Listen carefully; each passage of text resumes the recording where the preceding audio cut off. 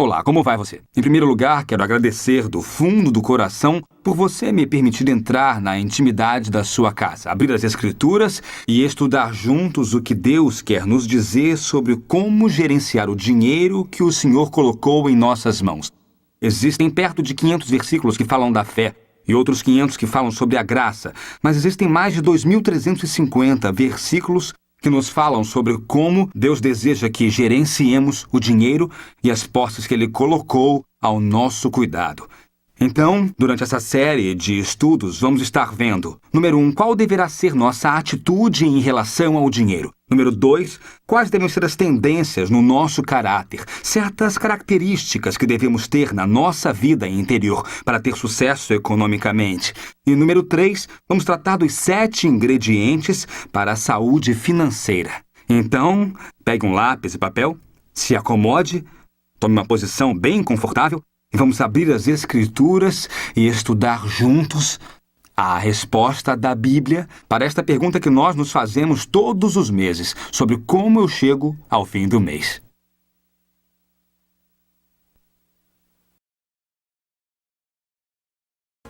Uma das coisas mais importantes que aprendi quando estava escrevendo este livro sobre como chego ao fim do mês é que o ser é muito mais importante que o fazer, quando falamos de dinheiro. Para mim foi uma enorme surpresa. E também uma das coisas interessantes que notamos quando vamos às livrarias e compramos em qualquer livraria, não é? Seja ela cristã ou secular, compramos um livro sobre finanças.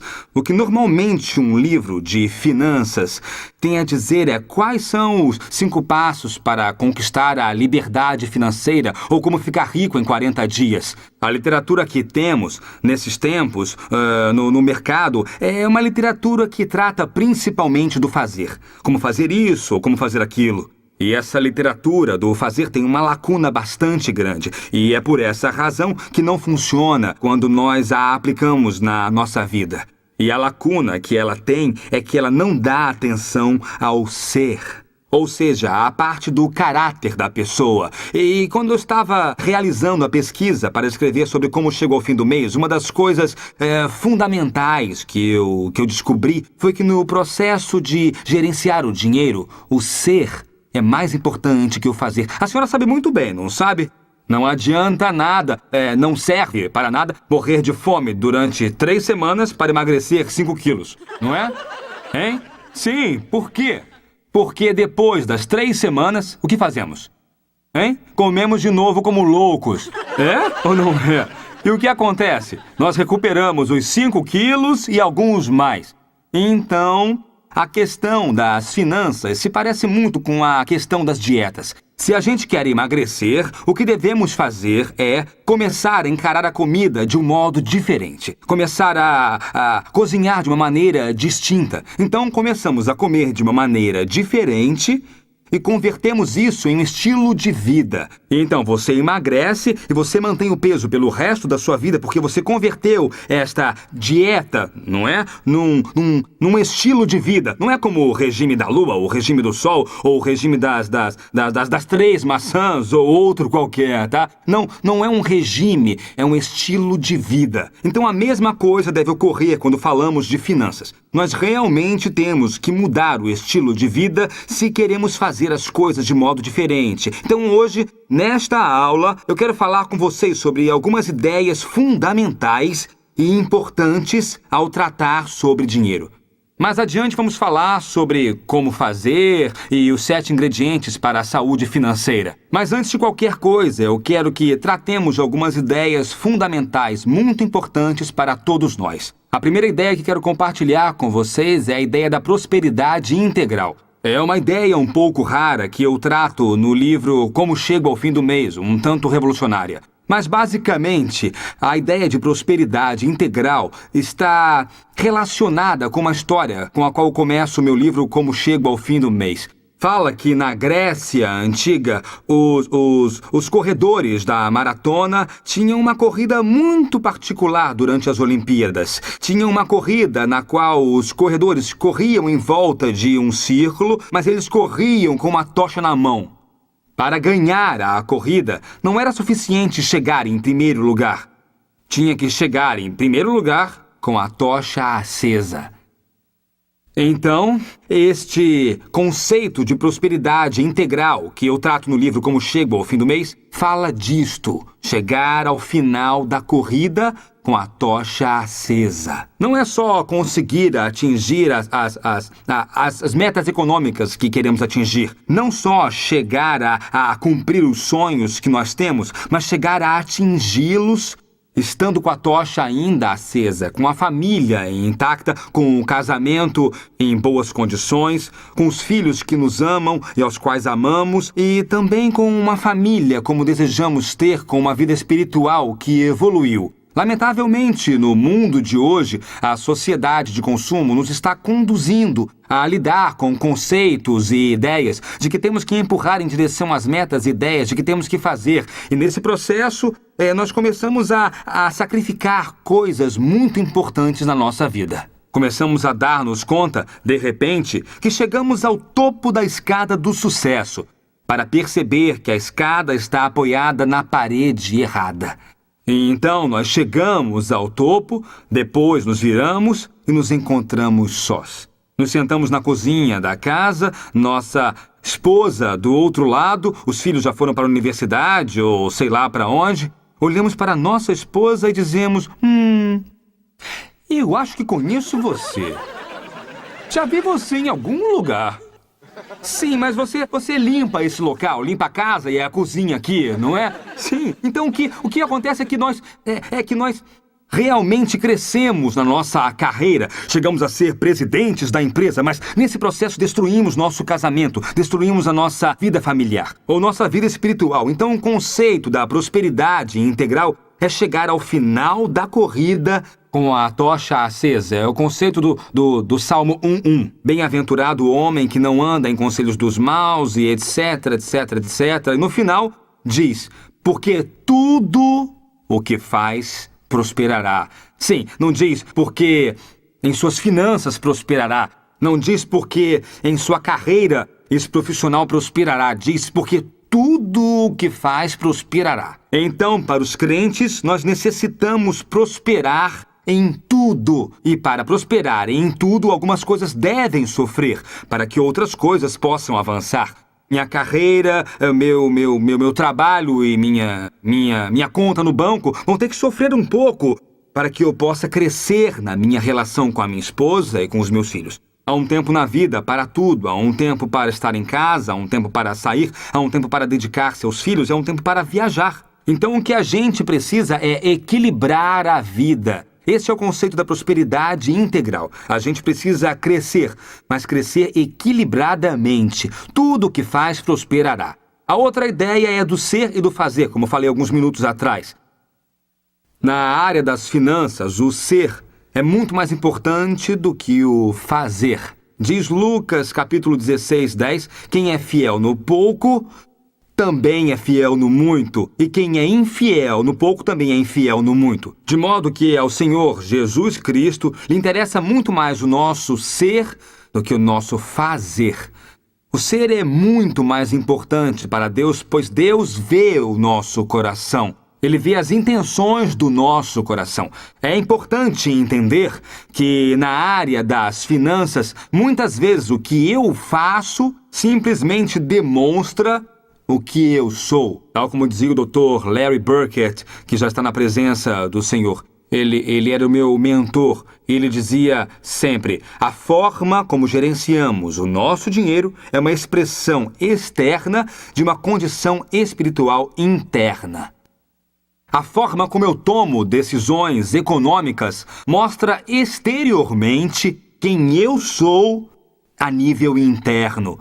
Se você está andando por uma estrada no seu país e uma placa diz que a velocidade máxima é de 80 km por hora e você está correndo a 140 km por hora, então você está indo muito rápido, a pizza está esfriando ou chegará tarde na visita que fará a sua tia, não é? Você deveria estar indo a 80 km por hora, mas está correndo a 140 km por hora. E de repente você olha no espelho retrovisor e vê umas luzes que cintilam e não é Natal.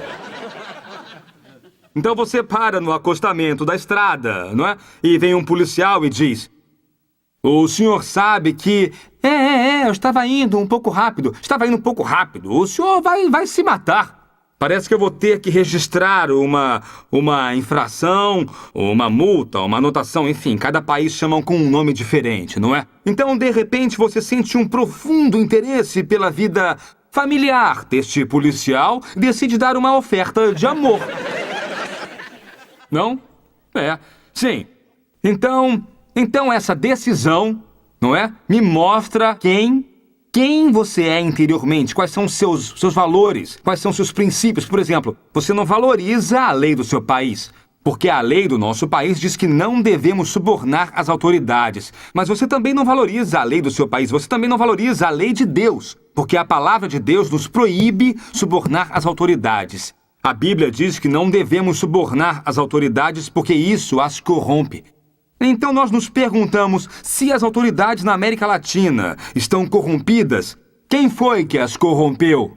Nós as corrompemos. Então você não valoriza nem a lei do seu país, você não valoriza também a lei de Deus, mas você valoriza o seu tempo, porque você pensa, bom, eu acerto agora com uma pequena ofertinha e depois não vou ter que perder um dia no centro, ficar na fila, fazer os trâmites, perder um dia de trabalho. Você também valoriza o seu dinheiro. E você pensa, eu acerto agora com essa pequena, essa oferta, depois não vou ter que pagar uma multa. Se dão conta que o nosso fazer simplesmente demonstra o nosso ser? Quem sou eu interiormente, os meus princípios e os meus valores? Sendo assim, é bastante importante entender que, na área das finanças, o ser é muito mais importante que o fazer. E, portanto, necessitamos ter 4 atitudes importantes. A primeira atitude é que tenho que ser um administrador. Tenho que me comportar como um administrador. O Salmo 24:1 diz claramente: do Senhor é a terra e sua plenitude, o mundo e aqueles que nele habitam. 1 Crônicas 29, versículos 11 e 12 diz: Tua é, Senhor, a magnificência e o poder, e a glória e a vitória e a honra. E diz, porque tudo quanto há nos céus e na terra é teu, Senhor, o reino, e tu te exaltaste por cabeça sobre todos. Isso quem diz é o rei Davi, e riquezas e glória vêm diante de ti, e tu dominas sobre tudo. E na tua mão há força e poder, e na tua mão está o engrandecer e o dar força a tudo. E sendo assim, tudo pertence ao Senhor. E nós temos que aprender que nós somos administradores. Se não nos comportamos como administradores, não podemos administrar adequadamente nosso dinheiro. As pessoas perguntam, de quem é tudo o que nós temos? Hein? De quem é tudo que nós temos? De Deus. Mas entre o dito e o feito, há muito a ser feito. Exatamente, é muito fácil dizer que tudo que eu tenho é de Deus. Mas quando tenho que vender a casa porque tem muitas dívidas, eu começo a chorar. E por quê? Porque eu sinto a perda. Por que eu sinto a perda? Porque a casa é minha. Eu não posso perder alguma coisa que eu não tenho. Então as pessoas às vezes dizem, tínhamos tantas dívidas que perdi a casa. E sabe por que você a perdeu? Você a perdeu porque ela era tua. Por isso você a perdeu. Se você estivesse pensando como um administrador, estaria dizendo, Andrés, eu tinha tantas dívidas, que tomei um ativo para saldar um passivo. Estão entendendo? Mas por que eu senti a perda? Por que eu disse, perdi a casa? Porque de quem era? Minha. A vida toda eu levantei a mão e disse que a casa é do Senhor. Passe aqui, a casa é de Deus. Mas quando tive que vender, eu chorei. Então eu tenho que aprender a desconectar. Aqui vem uma definição bem importante. O dono está emocionalmente agarrado à propriedade. O administrador não está. O administrador pode tomar decisões com a cabeça fria. Então nós temos que começar a tomar decisões com a cabeça fria. Número 2, temos que aprender a doutrina do contentamento. Devemos aprender a ser felizes no lugar econômico no qual o Senhor nos colocou. Em 1 Timóteo 6:6-8 diz a palavra de Deus, mas é grande ganho a piedade acompanhada do contentamento, porque nada trouxemos para este mundo e nada podemos levar dele. Tendo, porém, sustento e com que nos cobrirmos, estejamos com isso contentes.